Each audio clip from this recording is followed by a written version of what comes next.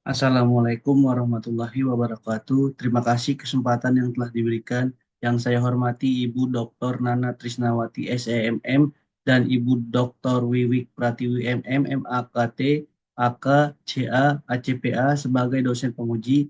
Yang saya hormati Bapak Dr. Insinyur Wilhelmus Hari Susilo, MM, IAI, IMARS sebagai dosen pembimbing.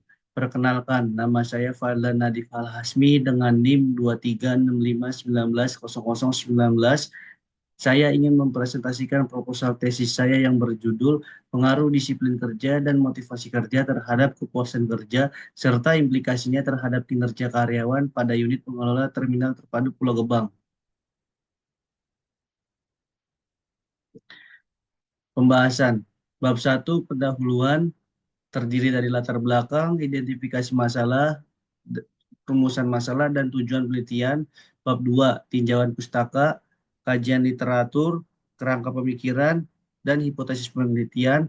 Bab 3, metodologi penelitian, terdiri dari operasional variabel, populasi dan sampel, teknik pengumpulan data, teknik analisis data, uji mode struktural, dan pengujian hipotesis. Latar belakang, unit mengelola terminal terpadu Pulau Gebang diresmikan pada 28 Desember 2016. Proyek ini diprakarsai oleh Dinas Perhubungan dan Transportasi DKI Jakarta. Tabel tersebut merupakan data kinerja karyawan. Berdasarkan tabel di atas dapat dilihat data kinerja karyawan yang mengalami penurunan dari tahun 2020 sampai 2022.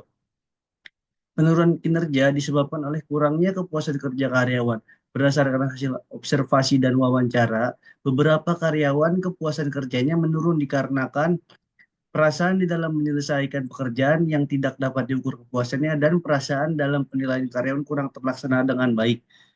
Dampak dari fenomena tersebut adalah proses pekerjaan menjadi lebih lambat. Beberapa karyawan merasa kondisi pekerjaan yang kurang memuaskan terlihat dari beban pekerjaan yang mereka laksanakan cukup besar. Berdasarkan wawancara kepada karyawan, pimpinan juga terlalu memberatkan beban pekerjaan yang semakin hari semakin berat hingga mempersulit karyawan untuk cuti, ataupun jika diperbolehkan cuti maka harus sambil bekerja. Selanjutnya ada tabel kedisiplinan. Pada tahun 2021 mengalami peningkatan kedisiplinan. Total absen tahun sebelumnya berjumlah 250 menjadi 229. Namun pada tahun 2022 mengalami penurunan kedisiplinan.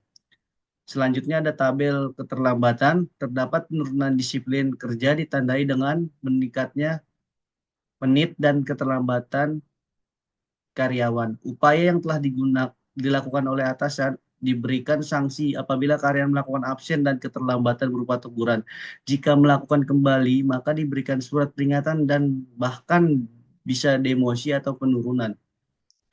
Selanjutnya ada kuesioner terhadap variabel kinerja karyawan. Berdasarkan hasil riset pada 20 karyawan, 12 karyawan menyatakan sangat setuju pada pernyataan saya selalu dapat menyelesaikan tugas yang menjadi tanggung jawab dan mengerjakan pekerjaan tanpa bantuan orang lain. Sedangkan 2 karyawan menyatakan tidak setuju pada pernyataan saya selalu mengerjakan pekerjaan tanpa diawasi atasan.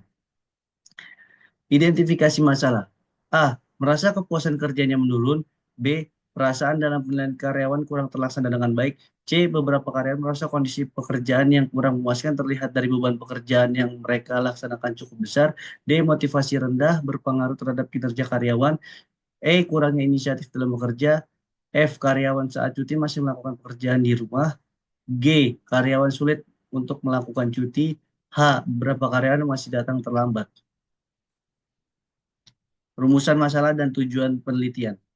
A. Untuk menguji dan menganalisis pengaruh disiplin kerja terhadap kepuasan kerja karyawan pada unit pengelola terminal terpadu Pulau Gebang.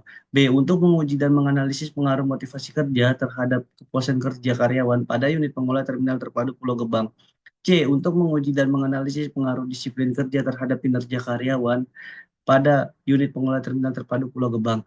D. Untuk menguji dan menganalisis pengaruh motivasi kerja terhadap kinerja karyawan pada unit pengelola terminal terpadu Pulau Gebang. E. Untuk menguji dan menganalisis pengaruh kepuasan kerja terhadap kinerja karyawan pada unit pengelola terminal terpadu Pulau Gebang.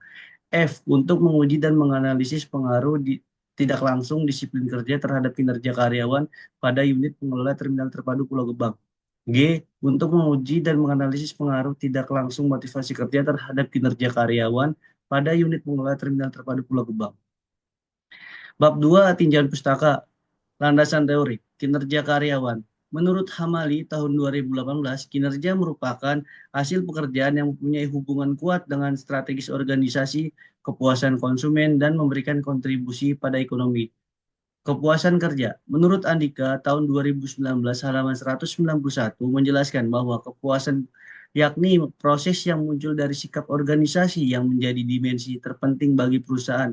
Tanpa ada kepuasan kerja maka akan mempengaruhi capaian kinerjanya.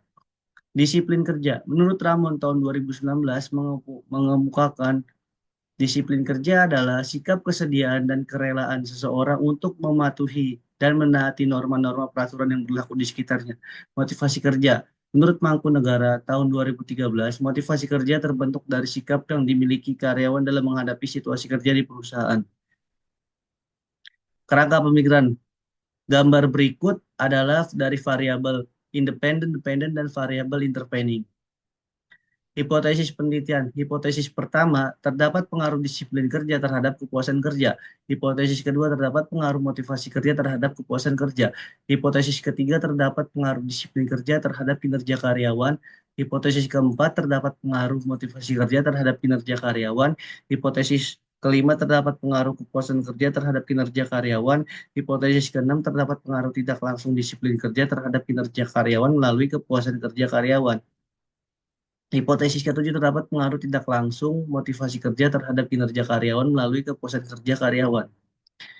Metode penelitian. Metode yang digunakan dalam penelitian ini adalah metode kuantitatif dan sumber menggunakan data primer.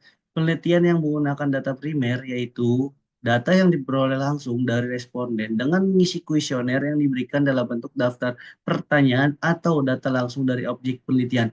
Metode kuantitatif ini merupakan data yang dinyatakan ke dalam bentuk angka atau numerik. Selanjutnya ada operasional variabel. Di variabel kinerja karyawan, dimensinya, kualitas pekerjaan dengan indikator ketelitian dalam bekerja dan kemampuan, kuantitas pekerjaan dengan indikator menyelesaikan pekerjaan dan pencapaian target, kehadiran dengan indikator regularitas kehadiran, dapat dipercaya dan ketetapan waktu, kemandirian dengan indikatornya, bisa menjalankan sendiri fungsi tugasnya tanpa minta bantuan dan melakukan pekerjaan tanpa diawasi. Selanjutnya variabel kepuasan kerja. Dengan dimensi pekerjaan itu sendiri, dengan indikatornya, menguasai pekerjaan, pekerjaan yang dapat membosankan, dan menyukai pekerjaan. Gaji.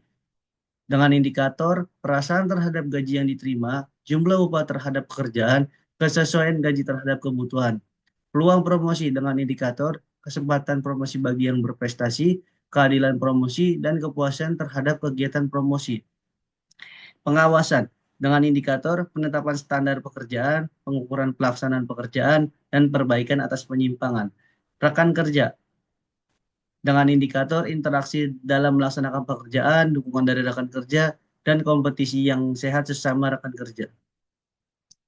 Selanjutnya ada variabel disiplin kerja dengan dimensi ketaatan waktu dengan indikator masuk kerja tepat waktu, penggunaan waktu secara efektif, dan tidak pernah meninggalkan pekerjaan pada waktu kerja. Tanggung jawab dengan indikator mematuhi semua peraturan perusahaan dan hasil kerja. Variabel motivasi kerja dengan dimensi kebutuhan fisiologis dengan indikator fasilitas penunjang dan balas jasa, kebutuhan rasa aman dengan indikator kebutuhan rasa aman fisik dan perlindungan, kebutuhan sosial dengan indikator interaksi yang baik antar sesama karyawan dan interaksi yang baik dengan atasan. Kebutuhan harga diri dengan indikator pengakuan dan penghargaan. Kebutuhan aktualisasi diri dengan indikator potensi dan keterampilan. Metodologi populasi dan sampel. Sampel penelitian sebanyak 67 karyawan. Populasinya berjumlah 200 karyawan dengan menggunakan rumus Lovin dengan E10%. Teknik pengumpulan data terdiri dari wawancara dan kuesioner. Teknik analisis data menggunakan Smart PLS 4, terdiri dari analisis deskriptif, pengujian kualitas data, terdiri dari uji validitas dan uji reliabilitas. Uji validitas itu terdiri dari water loading, outer loading itu dari validitas dan reliabilitas konstruk dan validitas diskriminan. Uji mode struktural atau inner model terdiri dari R square dan Q square, pengujian hipotesis. Terima kasih. Sekian presentasi dari saya. Kurang lebihnya mohon maaf. Wassalamualaikum warahmatullahi wabarakatuh.